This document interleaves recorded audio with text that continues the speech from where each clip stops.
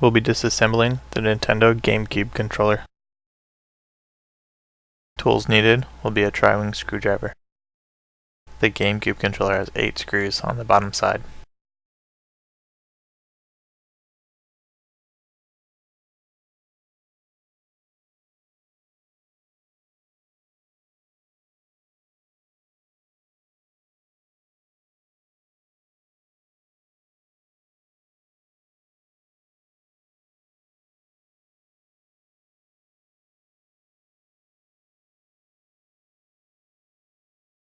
After removing all the screws, you can pull the case apart.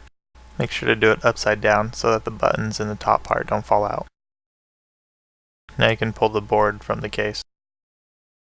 That'll pretty much cover it for the Nintendo Gamecube controller. As usual, comment, rate, subscribe, do whatever.